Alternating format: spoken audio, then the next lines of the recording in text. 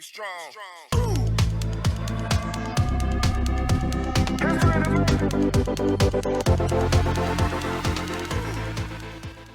there. Welcome back to the podcast.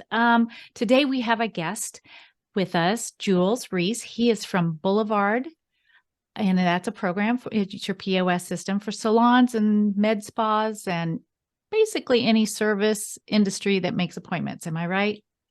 Sure, exactly. We like to pose ourselves as a beauty and wellness brand who happens to create technology to support those businesses. Fabulous. Yeah. And Jules supports the business owners by helping him or her read reports, use technology to their advantage, things like that. So before I slaughter it, I'm going to have Jules introduce himself and let us know a little bit more about him, how he got to this position, and a little history from just being in the beauty industry. Sure. Thank you so much, Denise. Absolutely. First, thank you so much for having me on your podcast. I'm glad you're here. I think I'm about 20 episodes deep, and I've really enjoyed listening to the different topics that you speak about on here. Thank you. So a little bit about me. So currently I am a customer success manager at Boulevard, the beauty and wellness brand that caters to these appointment-based businesses by way of technology. We are a complete salon or business management software providing scheduling, point of sale, reporting, inventory management, integrated marketing, and a lot of other features too. A little bit of context about me and how I got to Boulevard.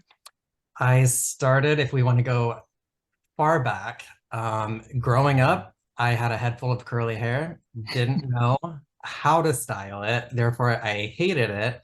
And when I found out that you could style hair for a living, I knew that that's what I wanted to do because I didn't want anyone to feel self-conscious or unsatisfied with the way that they looked and the way it affects their confidence, etc. So I started my beauty industry journey by starting as a receptionist at a salon in Dayton, Ohio. I transferred to one of their locations in Columbus, Ohio, and attended the Aveda Institute in Columbus. I went and became licensed, got a year of experience under my belt before leaving Ohio. And from there on out, I bopped around from New York, LA, San Francisco, back to LA, back to New York.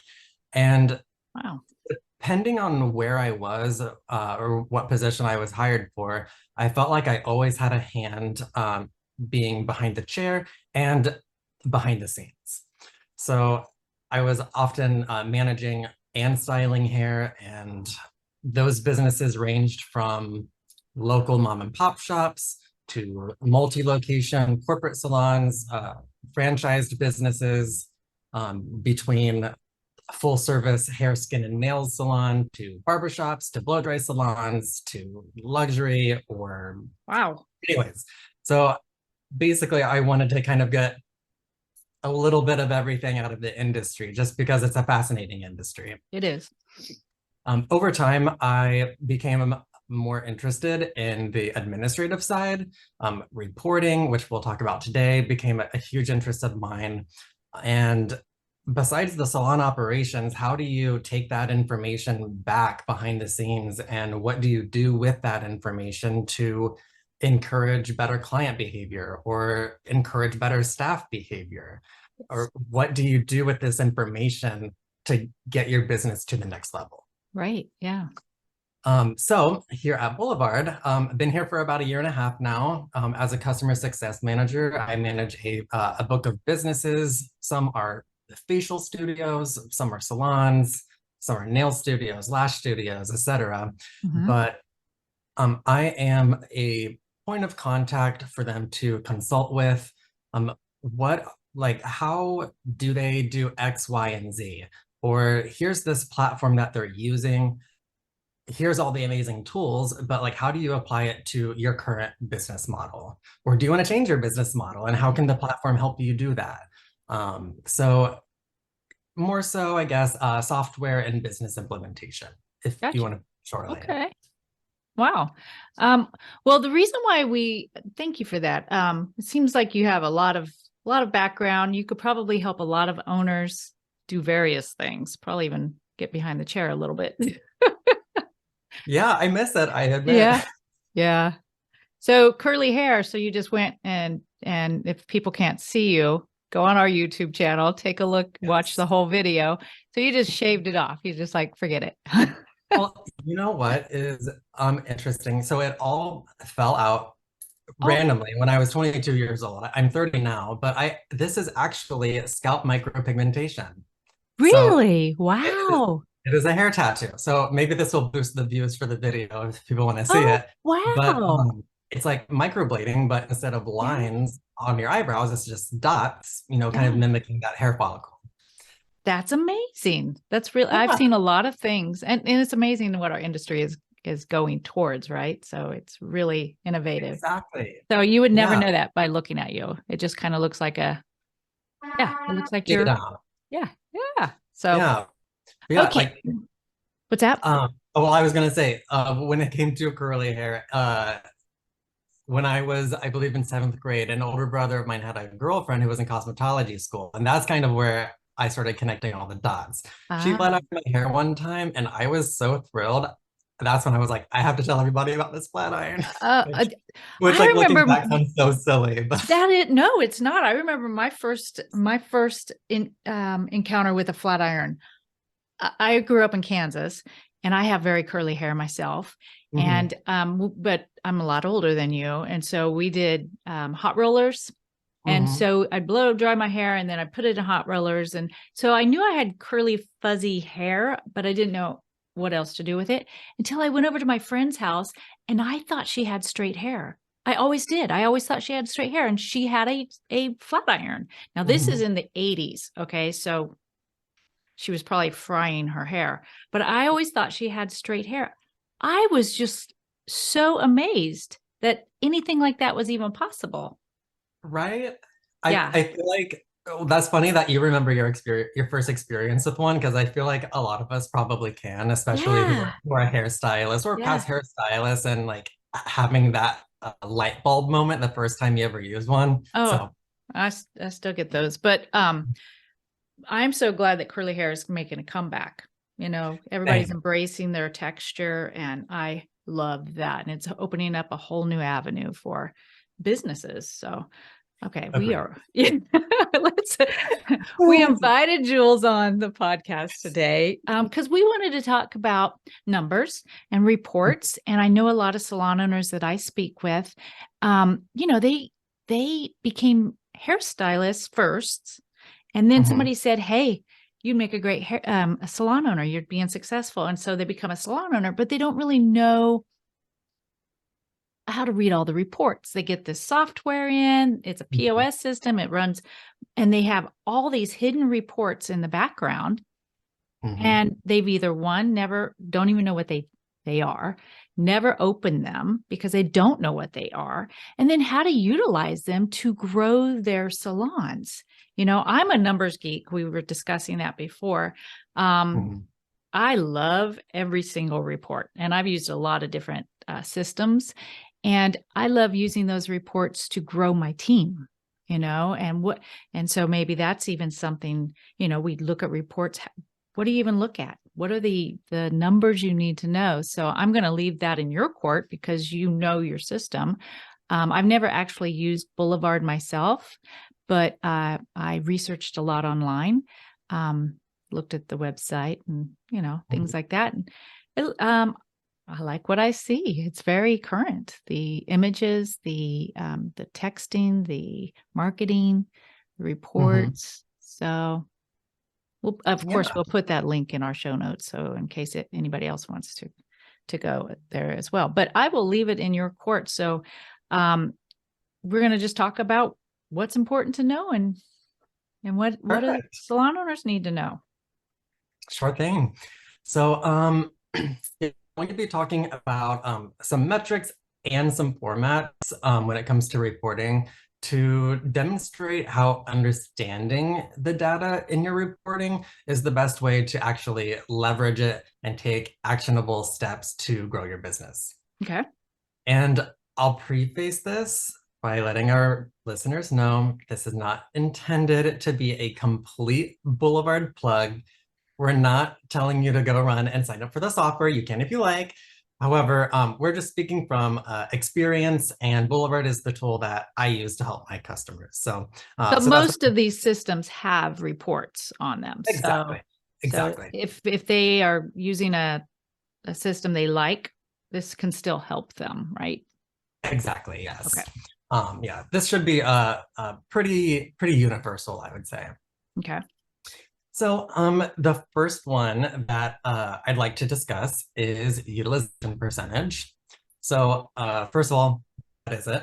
So utilization percentage on most platforms is going to indicate how busy or how full a service provider's schedule is. In Boulevard, the actual calculation or logic behind the metric is hours booked divided by hours scheduled. So in most cases, the busier you are, the more revenue you're generating. And high-level stats will show the location utilization, so you understand what location is the busiest, or even higher level, you can see how utilized your business is overall, whether that's staff or resource utilization. Oh, you can break it all the way down to each individual. Like if you have somebody that needs to grow, you can actually see how busy they are compared to the whole salon, right? Exactly. Yes. And with the segmenting that Boulevard has in reporting, we can get this high level on business level, location level, staff role level, if you want to see a particular level of stylist, or if you want to see which department is being the most utilized, whether that's color versus cut versus style. And yeah, you can drill down into each staff member and even get really granular as to the day of the week or the time of day. Day of week and time of day will be a format that we talk about here in a few minutes, but I'll first kind of lay out, I guess, the basics of utilization percentage. Okay. So besides how that's measured, hours booked divided by hours scheduled, there is also like time blocks to be taken into consideration. So depending on your platform, all of your time blocks might count towards your utilization, or they might count against the utilization, or perhaps they don't have any effect. So ask your, whether that's your customer success manager or the support team, the platform's support articles, etc. Understand how that metric is being calculated. But in Boulevard, we have the option to block out schedules as either personal or business. Some examples of personal blocks might be if the staff member is requesting to come in late or leave early. Whereas an example of a business block might be for continued education, if you're blocking them off for a class or for one-on-ones, catch-up time for late clients, etc.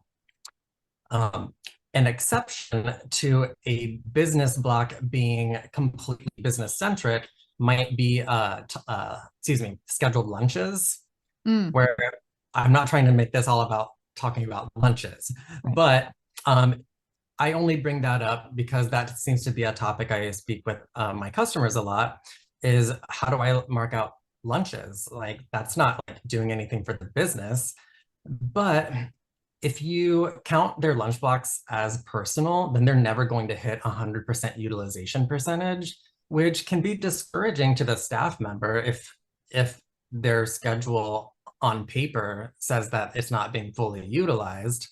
And in states like California, who might have state mandated lunch breaks, it's not the staff's fault that they have to take a break. So I wouldn't want to count that time out against them. Yeah, that makes sense. That makes sense. So if you're blocking off a personal 1 hour lunch break, then they're completely full the rest of the time.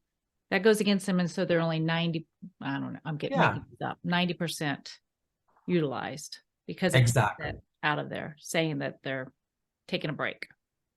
Exactly right. So that can be discouraging, especially Yeah. if your KPIs for staff promotion, if they are centered around, if utilization percentage is one of those Mhm. metrics you consider, that's not going to be a pleasant Yeah. conversation you have with your staff. Yeah, yeah, and it should be one of I those know. It's funny benchmarks, yeah. Wow. Okay, that's yeah. good to know. See, right there, you just taught me something. Oh, thank you. Mm. Well, yeah, so some tips, like if your utilization percentage is low, quick fixes are, of course, like bundling services, offering product discounts, like offering some type of incentive to get clients in the door during those times of low utilization. Um, of course, quick fixes are not always sustainable. So instead, maybe consider using a marketing tool to boost your brand visibility and encourage clients to come in like more frequently to boost that utilization percentage. In Boulevard, we have an integrated marketing suite, and two of the campaigns are based solely on utilization percentage. Mm. It's it's the metric that you can heighten or lower the threshold that you can choose to determine when emails are going to be sent to your clientele.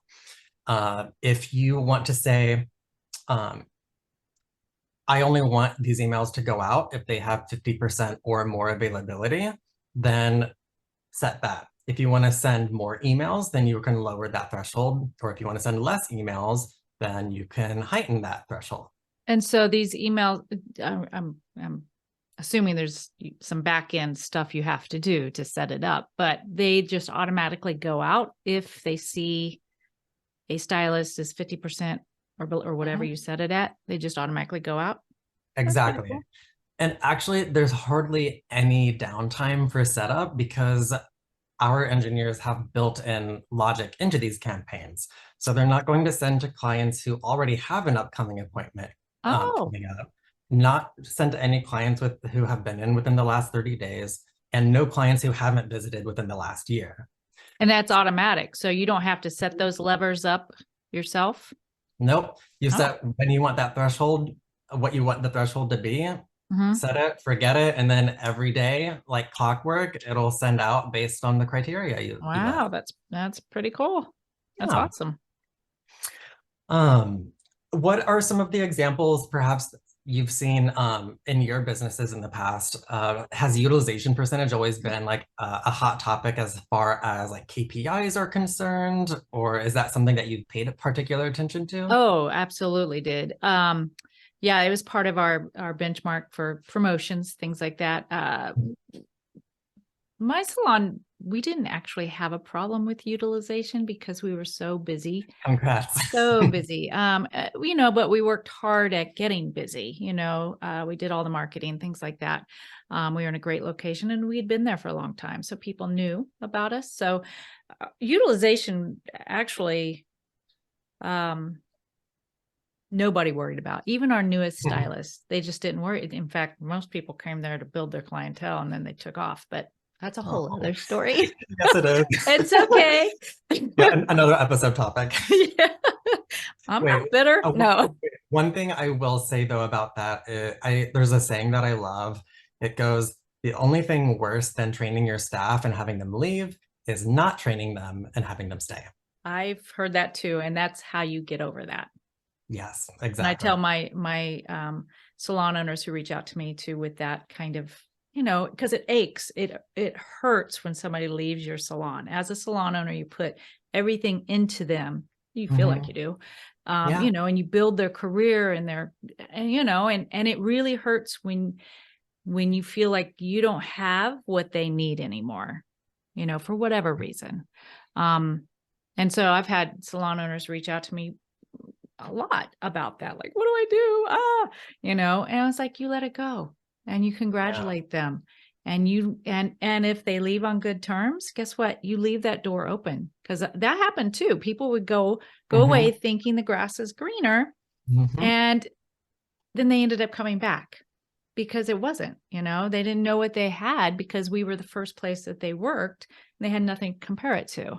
And then they would come Exactly. back and, oh, I love that, as long as they're leaving on good terms. Agreed. And Okay.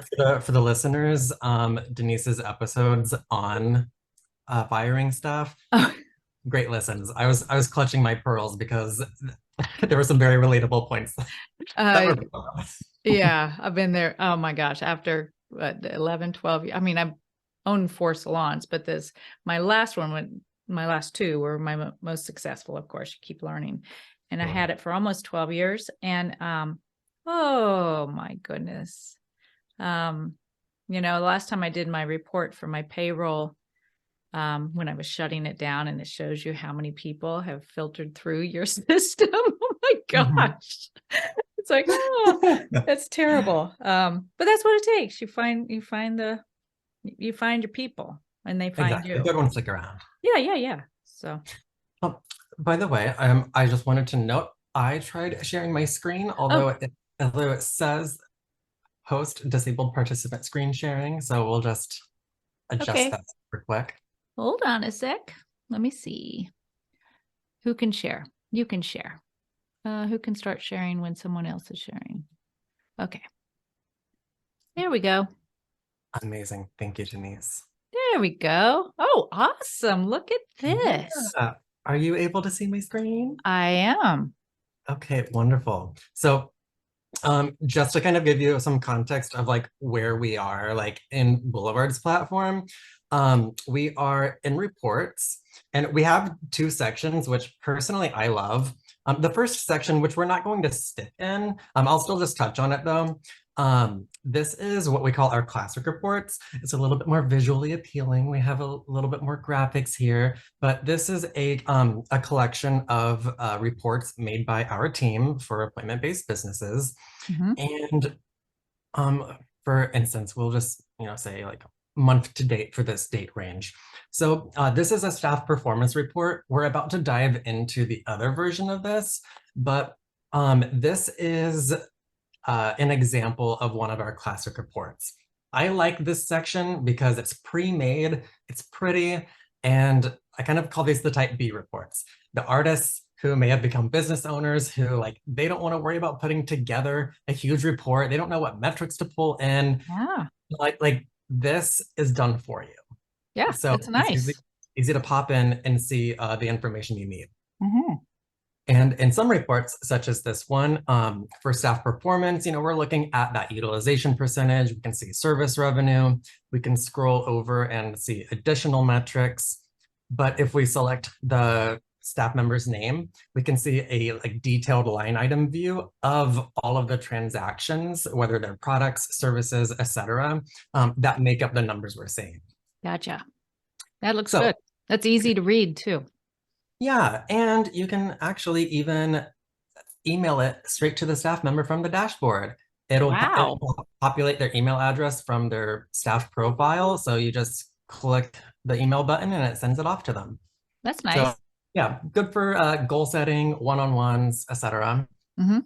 But in the beta report section, so this is a more customizable. That's the benefit of using this version, Mm. because we can see, our date range is just this last week. I don't want to pull too much data in here, but by default, this report's going to break by staff role into the staff.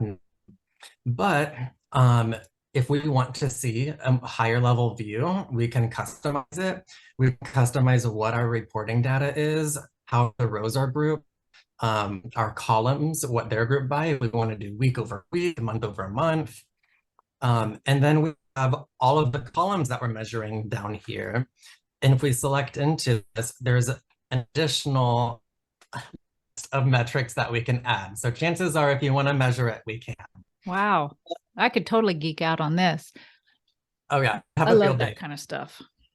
But here we can do, if we want to sort this by location, then we'll get a wide view Oh, of all of our stats at the top. Then it'll break it out per location, and then the staff members underneath. And that's like I said, nice. we could do month over month or quarter over quarter, etc. But this gives you that high level view of the busyness of your Mhm. business per Oh, se, okay. in each level of granularity. Right. Okay. That's Yeah. great. That's nice. And we'll come back to some more reports here in just a moment. Or actually one more piece of granularity, I suppose can show is we can we can have our reporting data be staff name, rows grouped by client name, and then it'll give us each staff member along with each client that they serviced that Oh. makes up those numbers. Oh, wow. Okay. Yeah. That's nice. So we'll come back to screen sharing in a minute. Yeah. Do you have any other last questions or comments about utilization before diving into the next? No, that kind of leads us to the next, because the next thing that I have on my list is tags, and that was what those things you were showing us, right? Those blue tags. So for the tags, so in Boulevard, you can create a tag and you can apply it to appointments, clients, or orders, aka tickets. Oh, okay. And Oh, you can create these tags to mean anything, give them any meaning, choose an emoji to associate oh, it with if you like. You don't have to, but the benefit of using one of the emojis, which I feel so silly talking about emojis when discussing business and reporting, but the benefit of assigning it is that you can quickly glance at an appointment, glance at a client profile, etc., and see that emoji, like see that tag, and instantly know a bit of information about that person. oh, Um, like a VIP, maybe you have a heart emoji. And so there's going to be exactly, a heart next to any VIP client, whatever the VIP means. exactly. Okay. Yeah.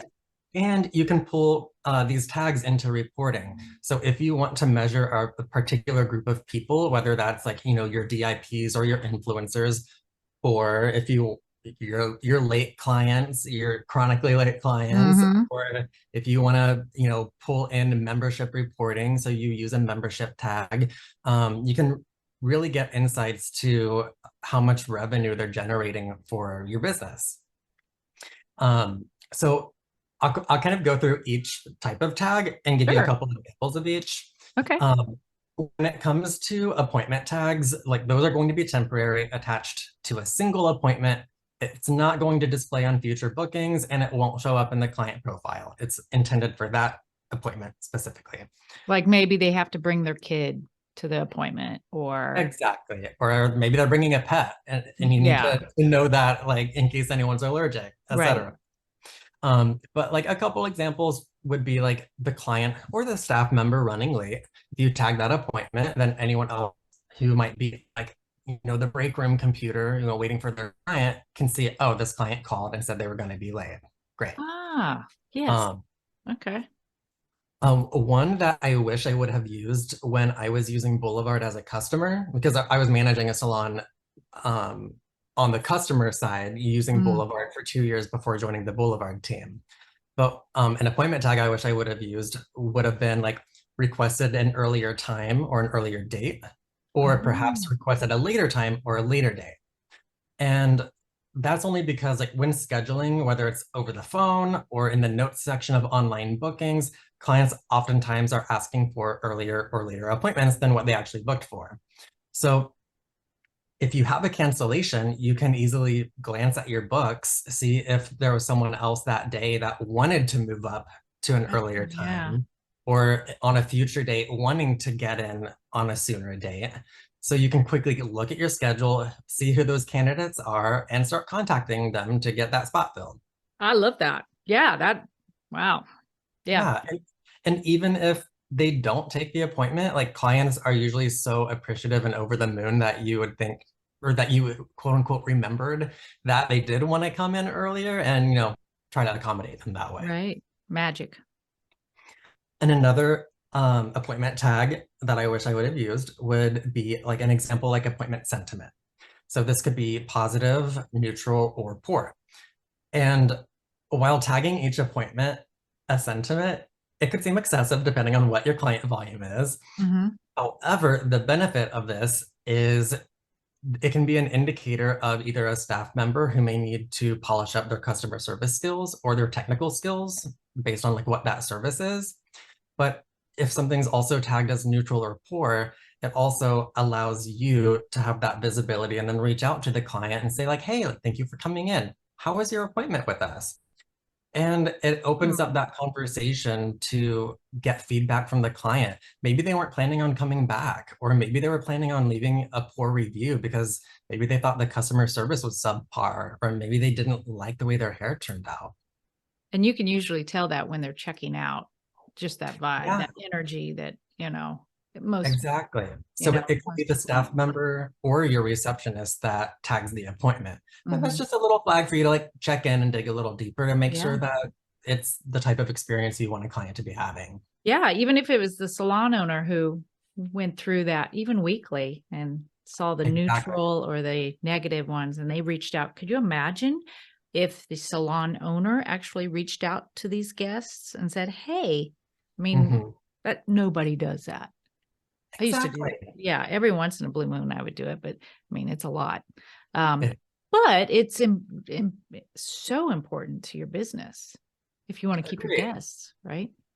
Exactly. Because we're in the business of making people feel good, whether Yeah, it's about the way they and look or about important, right? themselves. Yeah. Right.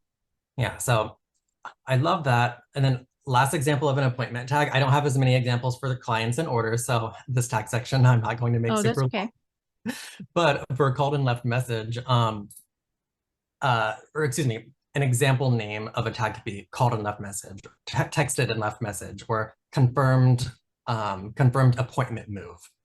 And the use case I'm attaching that to is like we've all been there. A staff member calls out, they have a book full of appointments, and you are then playing phone tag with all of their clients all day long because you can't get them on the phone. Maybe your platform has two-way texting, maybe it doesn't. I hope it does because that makes it so much easier. Mm, But also considering how many people you're working with at the desk or how many people your right. receptionists are working with at the desk. You can be like tag teaming and working your way down a client list to try to move appointments. But if you have a tag that you can quickly just call and left message, text it and left Oh, message, yeah. etc., just to keep your own organization in line. But that way you're not like double calling clients. Right. That's happened to me in the moment. Oh, yeah. It happens to everybody, right? You've got, yeah, two or three people at the desk and they don't know what's going on. Mhm. Oh, no, that's lovely. I could see where that would come in handy big time. Then that way you're not writing all your notes down on a pad of paper and trying to keep up with Exactly. that.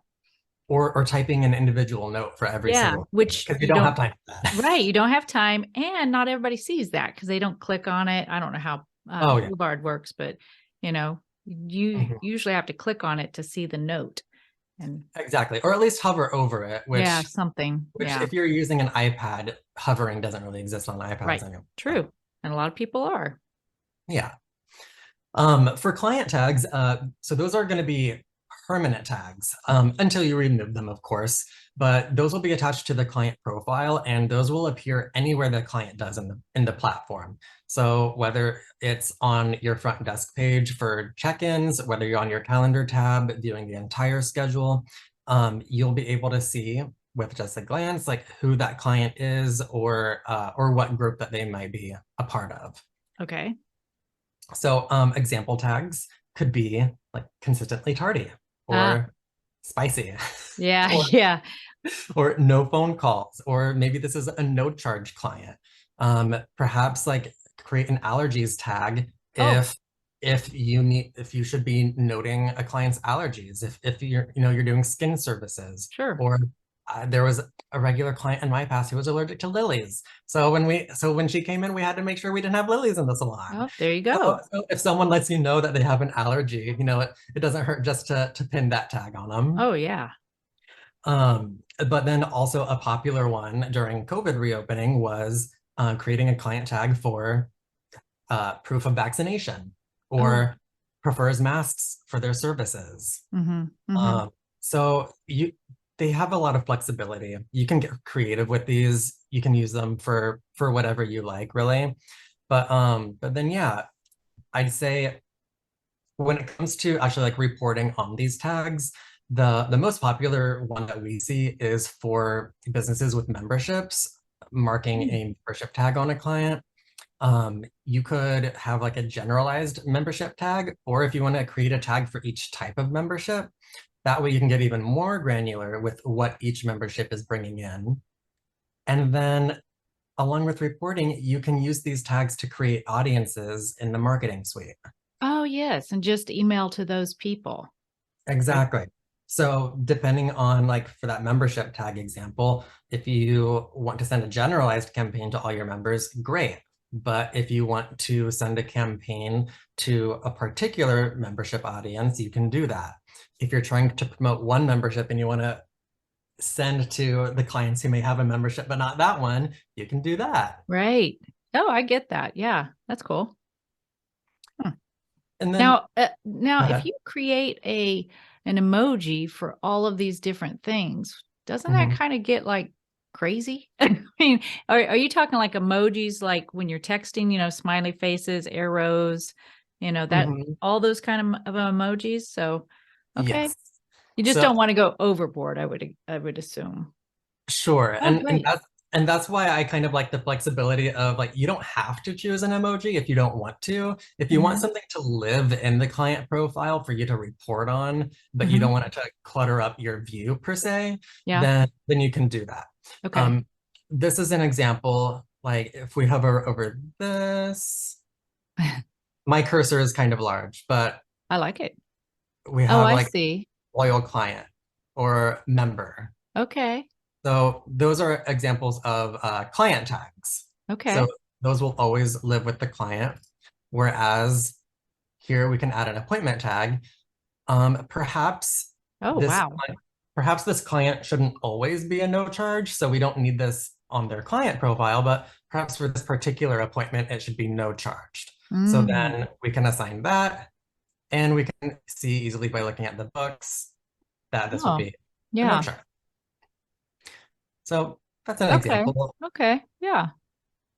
We've also got our front desk screen, which is the same information as the calendar, but in a little bit more legible form. Because depending on how many staff members a client, or excuse me, a business has, it can start getting a little squished, the Yeah. columns. So Mhm. this is a much easier way to read it, and you still have access to Oh, this bit of information. okay. I see. That's nice.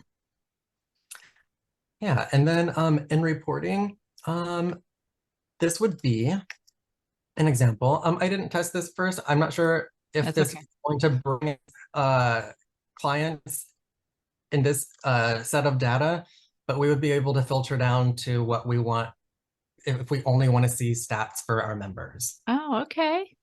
Yeah, Yeah. I see. So a little example of the filtering you can do. Yeah, that's nice.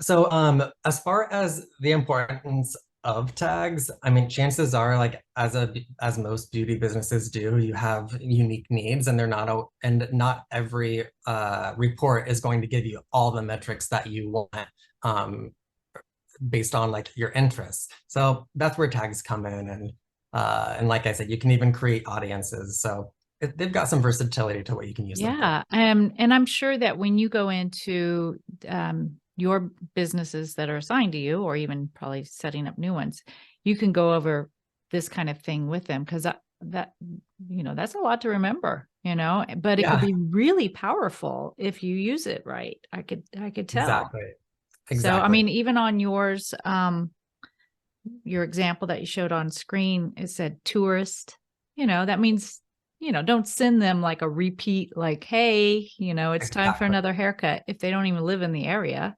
Right. So, Exactly. Or um, or you can choose to exclude those tags like that ah, tourist tag yeah, if you don't want that lack of retention to affect their overall retention because your staff can't help if that no, client's a tourist or not, and they right, shouldn't be penalized if they can't bring that tourist back in the chair. right, You can choose right. to Yeah. exclude. Yeah. And you don't want to keep bothering them if they live across the country. Um, we're in a touristy town. My old salon was too. So, okay. Yeah. I So like that. I like tags. same. Tag user. Um, So the next point that I wanted to touch on, which we touched on with the first topic, but the format of being able to measure something by the day of week or the hour of day. So this format can really be used whether you're trying to determine like when your highest or lowest service sales are, when your highest or lowest retail sales are, or in our use case that we're going to be talking about is utilization percentage. Yeah. And you might want to find out what your high and low volume times are, maybe because you're trying to reconfigure your store's open hours. Maybe you're trying to slim down, or maybe you're trying to gauge if you should expand your hours, like see what that demand is. Yeah. Or perhaps you are finding yourself almost too busy. If every staff is at 100% utilization, maybe there's literally not enough room in your space for all these clients, or maybe you're running out of shampoo bowls, maybe you're running out of room on the coat rack, or maybe you're having someone process in an awkward chair over in the corner because you don't have anywhere else to put them. Like, Yeah. I think we've all seen it. Yes. Yes. I've been to all those shows. Right. Yeah. So here I'm going to share my screen again, and we're going to just take a look at a detailed line item report. That's going to give us that granularity with seeing something by day or by hour.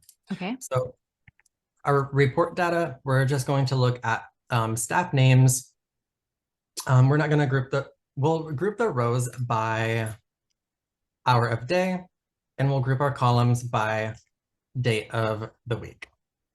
And I'm going to slim down some of the metrics that we're measuring just so that it's easier to see each column side by side. Okay. So we're going to be measuring, let's say, utilization, net service sales, net retail product sales, and perhaps net gift card sales. So we'll just use these for them. But what it's going to show us is, oh, okay. So this imaginary environment that we're in, they're closed Sunday and Monday, which is why we're not seeing, typical salon hours. Yes. As we move into Wednesday, we can see, actually, let's arrange this by hour of day, then staff name.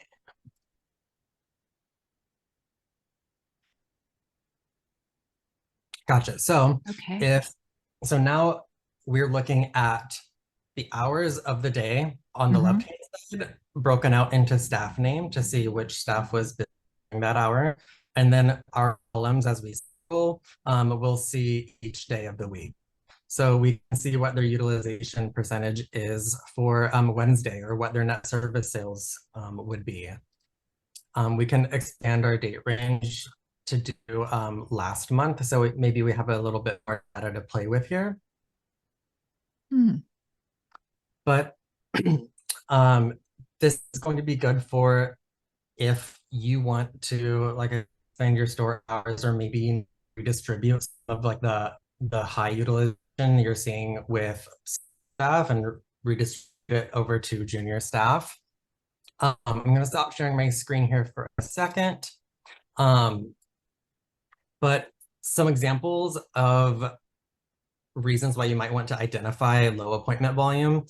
Identifying slow times is going to help you determine your hours of operation, but also if you have hourly staff and you have a lot on staff that you're paying for, servicing no clients, this can help reduce your labor costs. Yes. So you can consider reducing your hours.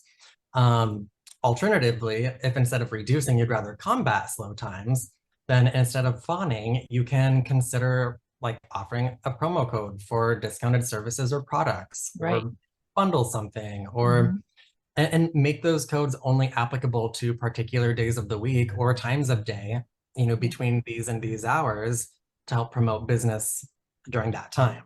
Yeah, we used to do that. Tuesdays was a weird day, just was slow. We were open 7 days a week, but Tuesdays was really weird. And so we would have surprise things, not all the time, because we didn't want people to wait till we did that. We would have surprise, but we didn't, I don't remember doing it like this. We just did it on social media. But yeah, well, And some examples of like high appointment volume considerations would be if you have too much utilization happening at one time and it's too busy, then perhaps you can rearrange your staff's schedules with their consideration, of course. Of But if course. you have all senior staff on a particular day and then all junior staff on a particular day, chances are your senior staff is going to have higher utilization, and that can lead to congested Yeah. spaces. Yeah, no, you're right. But it could also tell you too if you need to hire somebody new, right? So maybe Exactly. you're not at capacity, but yet you don't really know when you're supposed to hire your next person. This report would probably tell you that. Exactly. Yes, like considering resource utilization, you can see if all of your chairs are actually always busy or if you're not Mm-hmm. utilizing all of your Mm-hmm. chairs. Mm-hmm. I like that. Okay. Our next topic I wanted to address was like time and attendance tracking. Yeah, and with a lot of people, well, in California, you have to clock in and out. Oh yeah. Yeah. Yeah. Some states don't have to do that. They do commission, but I think that's changing. I think it is too. I'd say that the culture definitely used to be we don't schedule lunch breaks. Mhm. You eat when you have a gap in your schedule or in between clients. Yeah, that's how we used to operate. Yeah, Yeah, same. right. Yeah, like those in California with those stricter employee laws, clock out by your fifth hour if you're working more than 6 hours in a day. I think there are allotted like 10 or 15-minute breaks for Mhm. every 4 hours. There's a lot of layers and complexity to There that. is, and it's kind of ridiculous. I mean, I'm sorry, but Mhm. because we don't operate like that. You're not. Oh, I got to go clock out, and I got bleach Yeah, on somebody's head. You can't do that. exactly. Yeah, it is a unique industry for many reasons, but that's definitely one of them. Yeah. Um, But when it comes to time and attendance tracking, I see a lot of customers of Boulevard who integrate with external platforms, and they don't have all the data that they need or that they want to have access to directly from the platform. So a creative way of how I've seen my customers use our time clock feature is, yes, like clock in and out, but then you can also log a reason for that clock in or clock out. And that reason, a basic list would be like on time, late excused, late unexcused, vacation, Mhm. sick, or sick paid or sick unpaid, etc. Right. Especially if you're offering benefits to your staff and you allot them a particular amount of paid time off or a certain amount of sick days until they have to start requiring doctor's notes, Mhm. etc. But also having data on their attendance and punctuality can also help you confidently promote them or Yes. give them bonuses. Or if they Yes. come to you saying, hey, I want a raise, or hey, like I want more XYZ, you have the data that you can refer back to Right. and have that play into your decision. Right. Yeah. And if they're always late, if you're making everyone clock in and they're always late, yeah, Exactly. that's a coaching moment. Exactly, a coaching moment. Um, Here, sharing my screen now, this is our time clock summary report. Mhm. And right now, we just have this segmented by location name and then the date. Alternatively, we could list our reporting data as staff name, rows grouped by date. We'll keep that. But then we're going to add reason into one of the metrics that we measure. So when we run this, Ah, we'll see each staff member, all of their time punches, how many hours they clocked, and what that reason would be.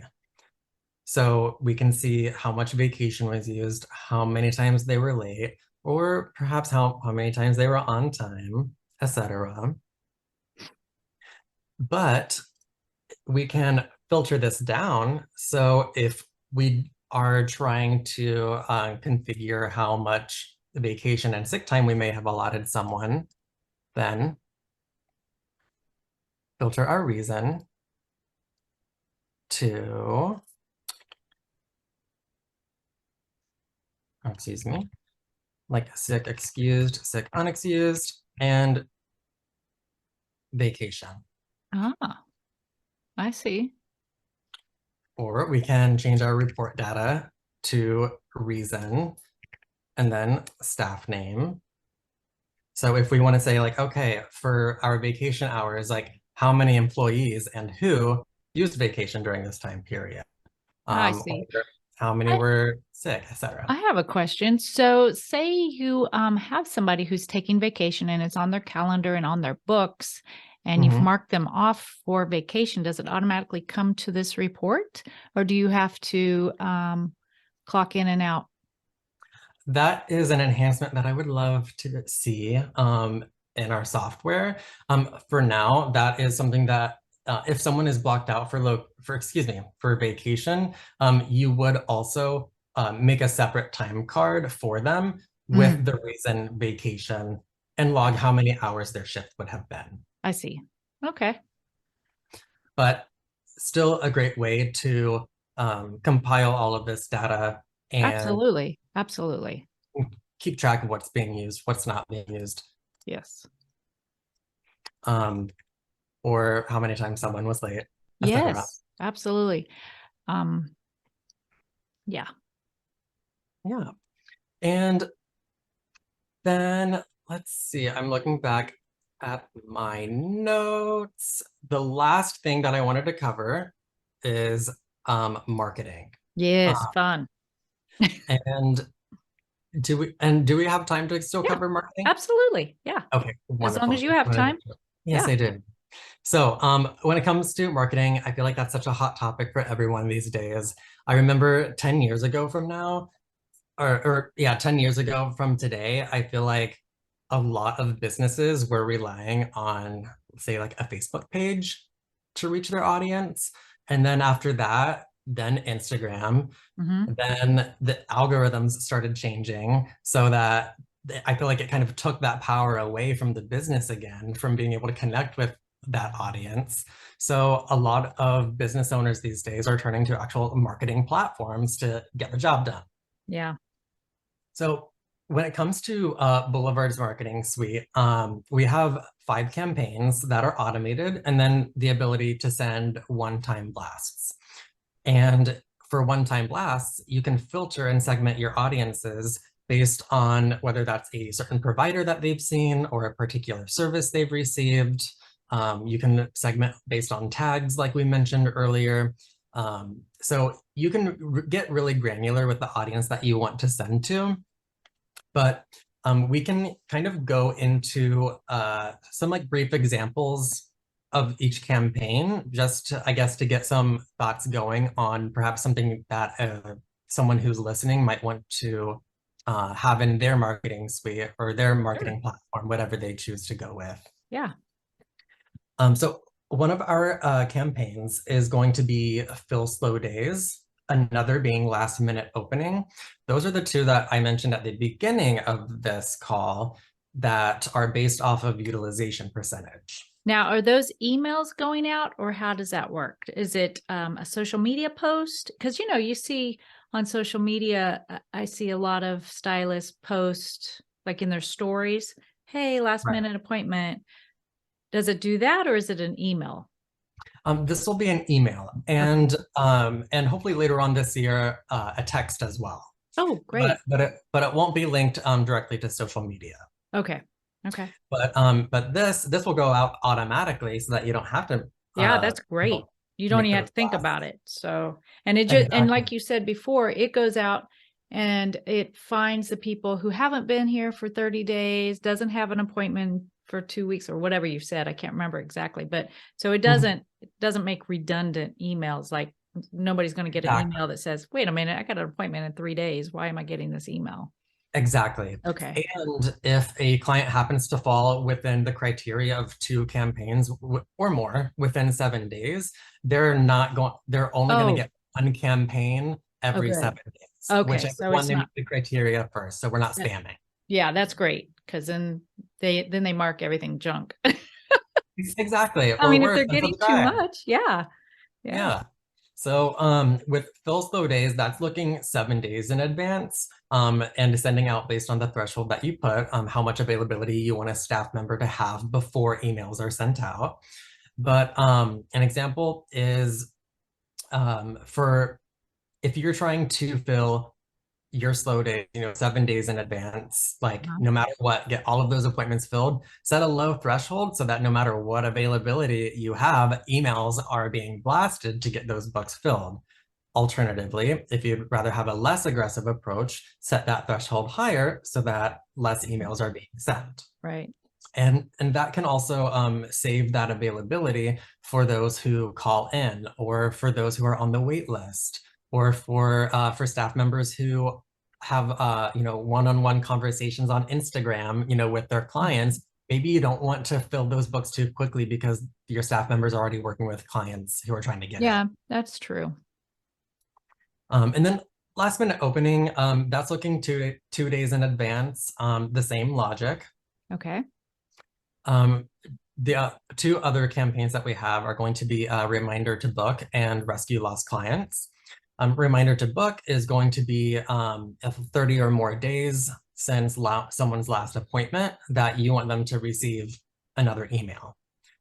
But I don't even really like considering it Reminder to Book. I'd like to think of it as a retention builder, because with any marketing, what we're trying to do is encourage better client behavior. Absolutely. Yes. Yes. We used to do these, like if we hadn't seen somebody in like, I don't even remember, but 2 months maybe, that Mhm. we would send out something and it would automatically do it. And Mhm. you'd be surprised how many people go, oh yeah, I totally meant to do that. Exactly. I mean, we're all Or human. I do it too. So yeah, or even like if someone should be coming in like every 8 weeks, maybe you don't set the criteria to be sent 8 weeks out. Maybe send it 6 or 7 weeks out so Mhm. that you are planting that seed for them to then call and actually get a time that they want in the amount of time that you recommend for them. So So these emails, do they have like links on there for like online booking? Or can yes. you set it up like that? So there is online booking. Okay. Yes. So our marketing suite comes complete with merge tags. So it'll auto-populate the client's name, the location Okay. address, the location number, their book now information to link to online booking. But we've got a pretty comprehensive marketing suite as far as like customization goes. Mhm. No matter what you want to link to, or inserting pictures or columns or rows, like you can really start from scratch or use one of our pre-built templates, but you can have basically as much customization as you want to the design. That's nice. Yeah, and then the last campaign that we have is birthday message, which is self-explanatory. Yes. Like, oh, it'll go out for your birthday.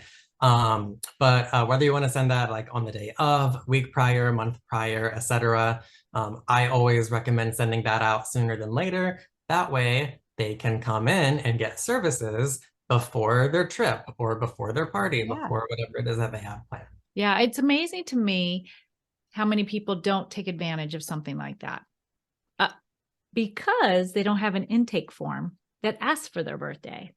Have you ran Mhm. into that? I mean, maybe not because you're supporting people who are using this platform, but um, it surprises me that how many salons, at least in the area I'm in now, they don't have hey, nothing, not a paper, not an iPad, no intake. They just have name, number, cell phone number. Yeah, That is crazy to me. I agree. And I think that in defense of those businesses, I bet that it's because they don't want to come off as intrusive to their Sure. clientele. So Sure. I'm sure that's the intention behind it, but I mean, it's for the client's benefit. Like if you're gonna Absolutely. And if ask them what you their birthday explain is, like, it, I mean, I know that I used to have a whole intake form piece of paper, and it asked about their hair concerns, what their best experience, what their worst experience, all that, what's their exactly. regime look like at home, what Mhm. do they need help with, all these things, it actually made us look like we were more serious about doing hair. You know, Exactly. that there is a purpose for their visit and we're not going to waste their time. Mhm. And we actually have solutions for them, which lead into retail, which is a whole other conversation. But it's all about the whole experience of an intake form. But how can you do that if you're looking at your client list later on and all you have is a name and a phone number? That doesn't tell you Uh, anything about them, you know? It's sad, Definitely. actually. Hmm, it is sad. Now that Yeah, I need to write that yeah. down. We need a coaching podcast just on intake forms. Yeah, well, it's kind of a consultation, but instead of for a service, like it's their consultation for the experience they're gonna have Yeah. at your business. Yeah, you wouldn't go to your doctor and not fill out some kind of history, right? You would think Exactly. how are they going to take care of me? I would think the same. I think the same as hair, myself. I mean, for that experience, Mhm. it just makes it a lot Agreed. more personable. So I know I'm getting off the subject of that. Does Boulevard have an intake form, like a digital intake form, or is it, or yeah? Mhm. Okay. Yes. Yes, that's one of the add-ons that you can add to your Boulevard subscription. So we actually just revamped our forms. So our forms up until about, I think it was just a couple of weeks ago, we had a great format that would send out whether it was for every appointment or only for new clients, whether it was for clients or whether it was for internal purposes, such as like recording your own notes for a visit. Yeah. Yeah. But we just revamped our forms so they're way easier to design and build. Oh, Um, so you can design your own. exactly. Yes, you can Awesome. do multiple choice or long answer. You Yeah. can add a spot for clients to digitally sign their signature. And so it's comprehensive. It lives in the client profile. And um, yeah, I'd That's say cool. that's going to be like your best bet as far as like collecting data Do on the those questions you have. I know this wasn't in our notes, but I'm just curious myself. Do those go out like with the confirmation emails? Um, Exactly. so they would click on a button and fill out their form if it wasn't already filled out. Exactly.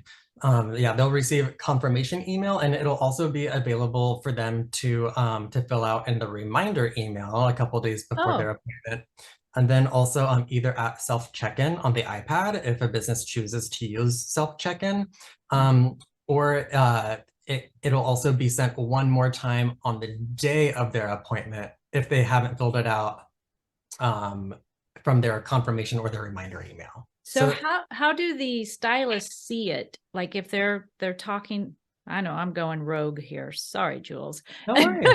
But how do the um how do the stylists look at the consultation form and go through a how do they do that?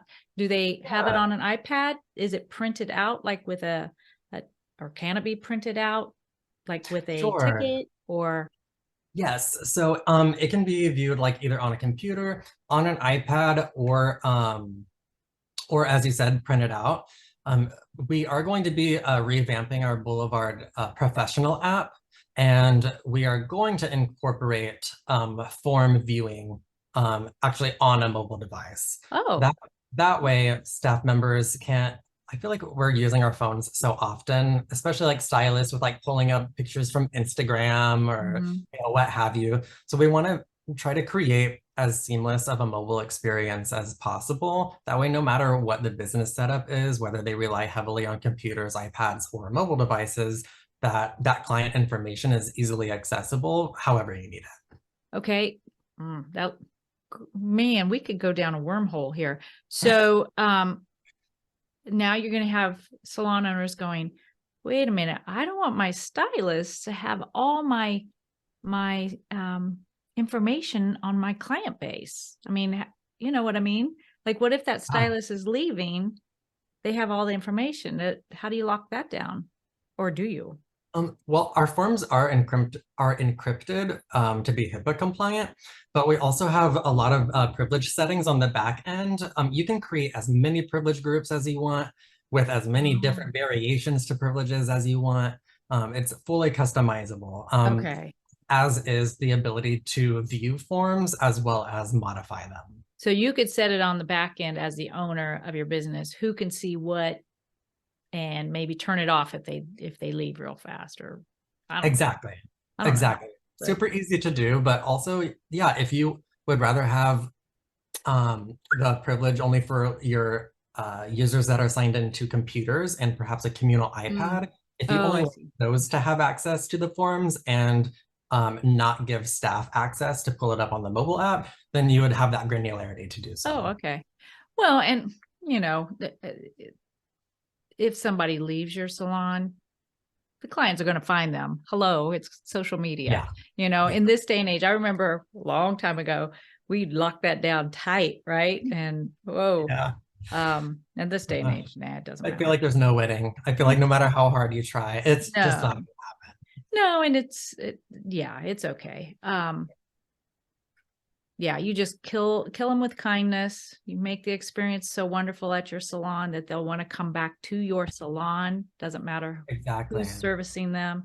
That's the win. That's what you want. Yeah. Yeah. Well, hey, I love this. I mean, I could talk reports all day long. I'm a numbers nerd.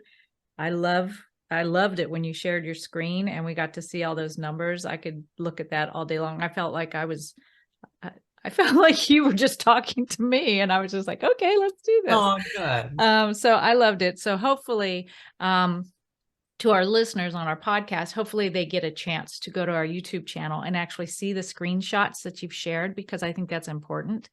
Mhm. And if they like what they see, maybe they could reach out to you, or you can, which leads me to, how do Mhm. people find you? If they wanted to talk to you a little bit more about this, or maybe about reports, how do they find you? Sure. I'm on LinkedIn, Jules Reese, JulesReese. Feel free to reach out with me there. And you're more than welcome, Denise, to post my email address in Okay. the notes of the episode as well. Okay. Um, and I haven't started an Instagram page yet, I guess, perhaps, for beauty industry specific topics, but I'm thinking of that. So I guess stick around and stay tuned to see if we start an Instagram page. Well, I'm sure you're busy. So Instagram, I mean, it's social media, as you know. I mean, it takes It, over your life. it's a So beast. yeah. But they can, I am going to put a link in, because I was sharing with Jules. I just read an article he just wrote for Salon Today. And I'm going to put that link in our show notes too. It's about the recession. Mhm. Right. Yeah. And I really liked some of the information that you had in there. So if, they can find you there too. And I'm sure that has links on connecting them to Boulevard and Mhm. going down that little hole too, if they need so. Exactly. Well, I loved this conversation. I loved everything about it. I think it's super, super important that salon owners know their numbers, know where the reports are, know how to gain access and why it's so Mhm. important. That's what we're here for, right? Exactly. To help Yeah. other salon owners out. So I appreciate it. Thank you. Yeah. Thank you so much for having me on today. Absolutely. I love talking, so I loved it. talk I about loved this it. all day as well. Yeah. Yeah, you'll have to come back too. And I'm sure we could talk about other subjects as well. So Yeah, sure. Would love to. super. All right. Thanks again.